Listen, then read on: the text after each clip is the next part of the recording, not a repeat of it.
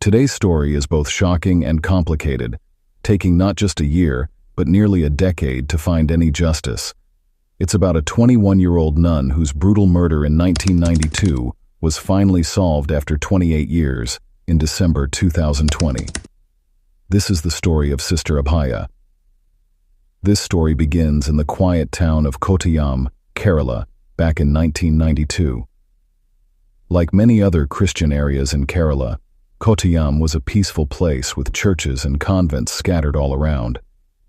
These places of worship were an important part of life for the people living there.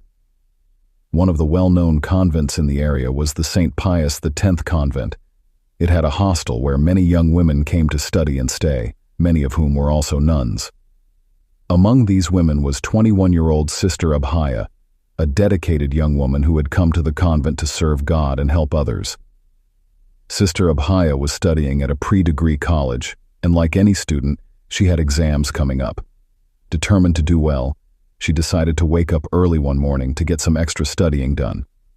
She set her alarm, went to bed, and woke up around 4 a.m. After greeting a few of her friends in the convent, she sat down to begin her studies. Around that time, she felt the need to take a short break. She left her books and went to the kitchen, possibly to drink some water or splash her face with cold water to stay awake. The next morning, when the other nuns woke up, they noticed something unusual. Sister Abhaya was missing.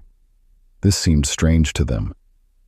When they went to the kitchen, they found a water bottle with its cap open, water spilled on the floor, and one of Sister Abhaya's slippers lying there. But where was Sister Abhaya? No one knew. The search became more urgent, and soon they found Sister Abhaya's other slipper near the convent's well. And when one of the nuns went near the well and looked inside, she was terrified to see Sister Abhaya's lifeless body. The fire department arrived, the police were called, and eventually Sister Abhaya's body was pulled out of the well. The nuns and hostel residents were in complete shock. Just the night before, they had shared dinner with her, laughed, made plans for the future, and even got annoyed by her early morning alarm. Now, that same friend was being carried out lifeless from the well. The local police officer, V.V. Augustine, arrived as part of the usual process. After the body was recovered, he wrote a report, called a photographer to take pictures of the scene and the body, and then sent the body for an autopsy. During the autopsy, doctors noticed cuts and bruises, found a head injury, and listed the cause of death as drowning. Even though Sister Abhaya had a head injury, the cause of death was still marked as suicide, with the possibility of murder. At that time, many people found this explanation hard to believe. Why would Sister Abhaya set an alarm just to end her life? The fridge door was left open, the bottle's cap was off, water was spilled, and her slipper was left on the floor. Everything seemed too hurried. The story didn't make sense to people. Many believed that this wasn't a suicide, but a murder. They also felt that someone was trying to cover up the truth, especially because the incident took place inside a convent. Sister Abhaya's death took place in a convent where hundreds of girls came to study, learn about religion, and live. Such a tragic event happening in a place like that was very unusual. This incident, along with the suspected cover-up, deeply unsettled the community. An activist named Joman Puthan Parakal formed a committee to seek justice. On April 16th, the case was handed over to the crime branch. After a few months of investigation, the crime branch released its report. The case was taken out of the local police's hands and given to the crime branch, who spent months investigating. In the end, they concluded that Sister Abhaya's death was a suicide. By then, Sister Abhaya had already been buried, and her clothes were destroyed, leaving very little medical evidence behind. However, the case had become a huge topic of discussion in Kerala. The media was full of stories, and people across the state were coming up with their own theories about what had really happened. The nuns were unhappy with how things were going. There was pressure from the media, from activists, and even from society itself. Naturally, the case was passed to a higher authority. The Central Bureau of Investigation, CBI, took over, and a fresh investigation began. The CBI started with a new approach, looking for fresh clues and talking to old witnesses again. Everything seemed to be moving smoothly, but then something very strange and shocking happened. A CBI officer, Varghese P. Thomas, held a press conference in 1994 and revealed something surprising.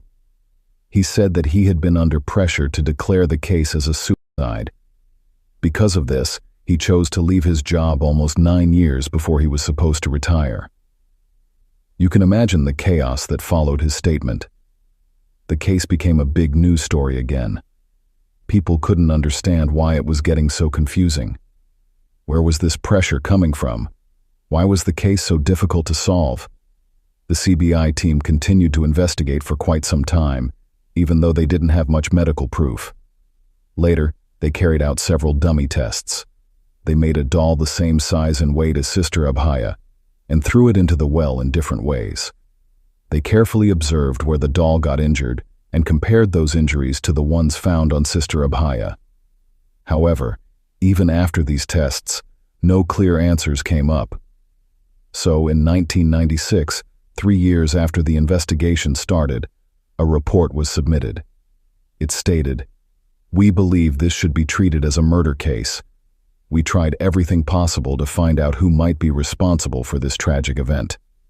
But despite all our efforts, we couldn't get any solid results."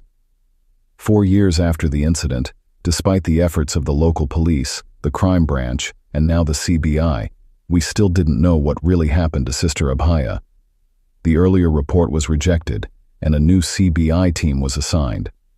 This new team carried out another investigation, and by 1999, 3 years later, they came to the conclusion that Sister Abhaya's death seemed like a murder.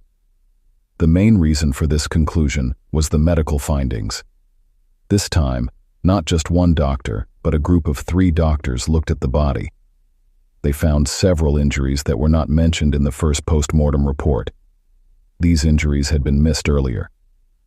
Now, let's go back to the day of the incident. Many nuns were at the convent and noticed more injuries on Sister Abhaya's body. V. Augustine, the officer I talked about earlier, had even called a photographer to the scene. The photographer closely examined Sister Abhaya's body and took pictures that showed extra marks of injuries not mentioned in the earlier report or post-mortem. When her body was taken out, many nuns were nearby, and they also saw these injuries. They noted several marks that hadn't been included in the original post-mortem report. After 7 years of investigation, it became clear that Sister Abhaya did not take her own life. It looked more like a murder, but who did it? The answer will surprise you even more. The CBI admitted, "We know it's a murder, but we still don't know who the killer is." Once again, the court refused to accept this report. Another team was formed, and in 2005, a new investigation was done. Again, it was stated that the killers could not be identified, and once more, the court did not accept this report. The activists outside, part of the action committee, were now angry. Many talks and conspiracy theories started popping up. Some media reports suggested that the first investigation was poorly handled. They claimed that Sister Abhaya was buried too quickly, her clothes were burned, and even her diary was destroyed. They felt the post-mortem was incomplete and suspected that powerful people were trying to cover this up. Various theories spread quickly across Kerala. How could such a chaotic scene be part of the case? Why did the evidence disappear? Then, a new team began investigating again, and in 2007, a shocking revelation came to light. By now, the case had been under investigation for 15 years. There were many witnesses, but some had turned against the case, and others had even died. Many suspects had been questioned, but no solid proof was found against anyone. Then, out of nowhere, a witness stepped forward, offering a key clue to the case. But who was this witness?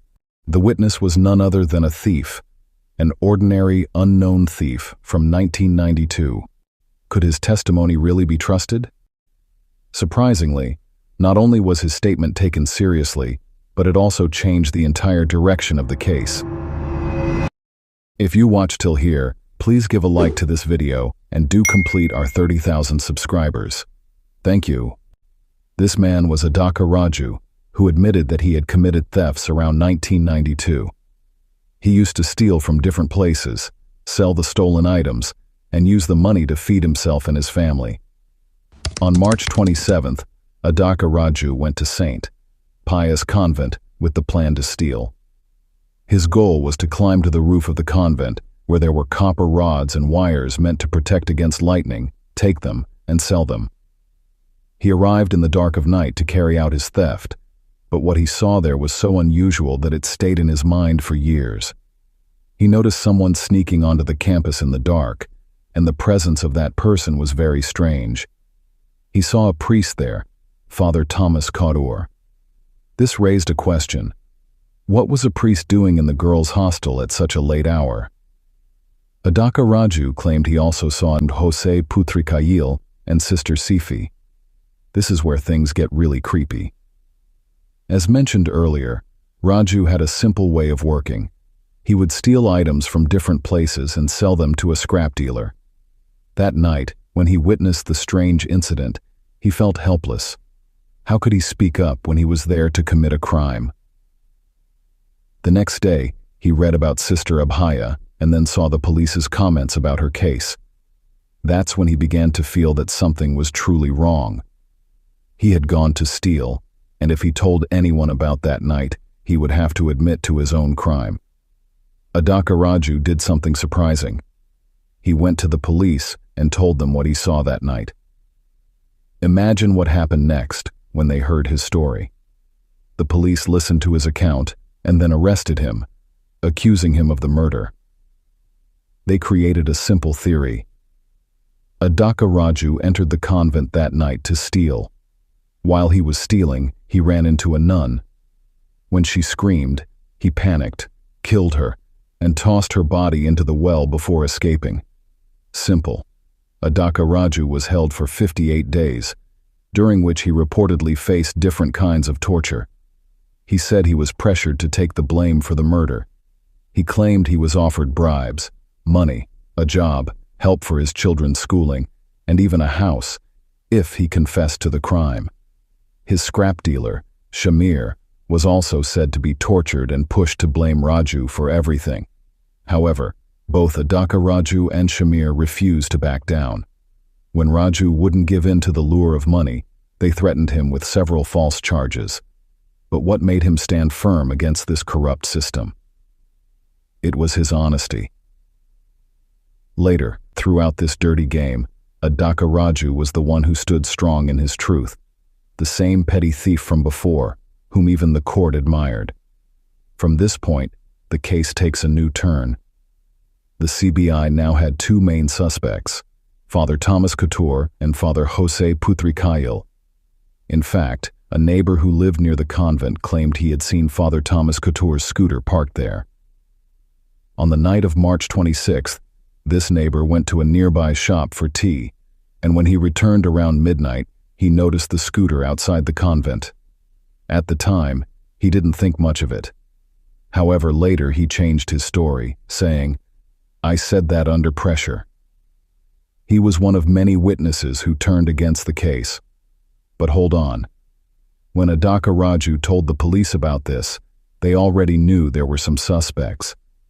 Why didn't they investigate this further? Why didn't they look into Raju's account even a little bit? Or was someone telling them to set up Raju? Raju was being offered money. Who had enough money to back that? And the biggest question was, if Raju was telling the truth, what was Father Kautur doing at the convent that night? A rumor started to spread that Father Kautur had told a friend he and Sister Sifi from the convent were like a married couple. Even before this, many people had raised similar claims. Some of the nuns in the convent discussed it among themselves, and others outside shared their thoughts too. Finally, in 2008, based on Raju's statement, the CBI named Father Thomas Kautur, Sister Sifi, and Father Jose Putrikail as the main suspects in this murder case.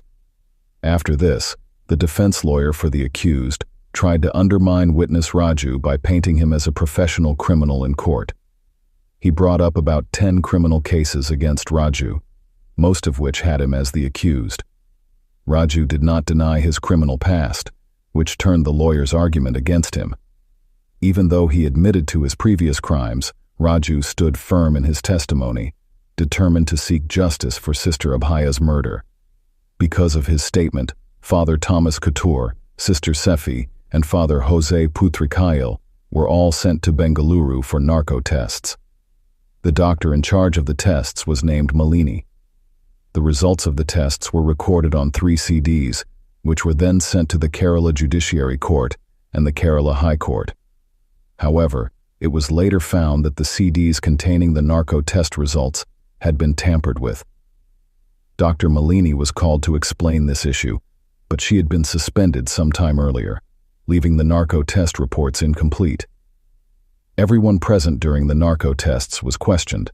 However, everyone claimed that no one had tampered with the CDs.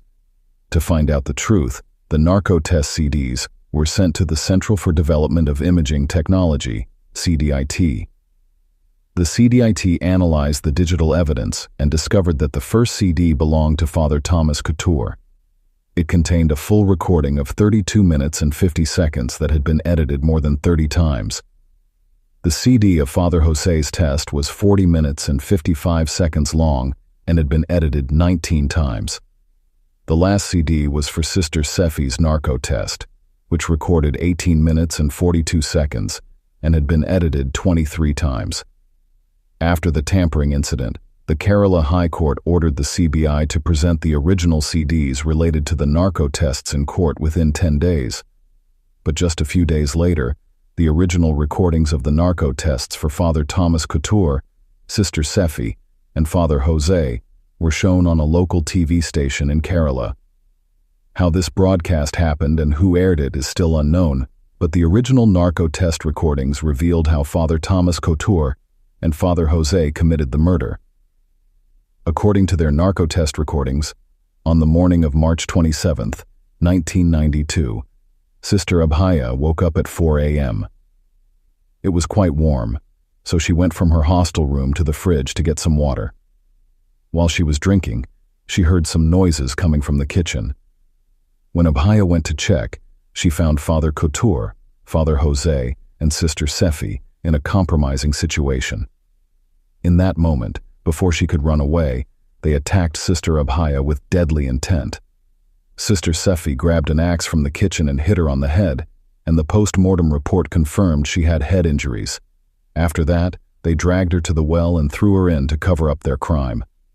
After this CD was aired, the CBI started questioning all 3 of them in their office. However, in 2009, all 3 were released on bail. It was shocking that Father Jose was cleared of any wrongdoing in this case. From 2009 to 2019, many hearings took place, and in 2020, the Kerala High Court sentenced Father Thomas Couture and Sister Sefi to life in prison based on the narco test results and Raju the thief's testimony. The court also fined both of them 5 lakh rupees. Thus, after 28 years, thanks to a thief, one of India's longest-running murder mystery cases was finally solved. What do you think about this story? Please share your thoughts in the comments, and don't forget to subscribe and complete 30,000 subscribers. Thank you.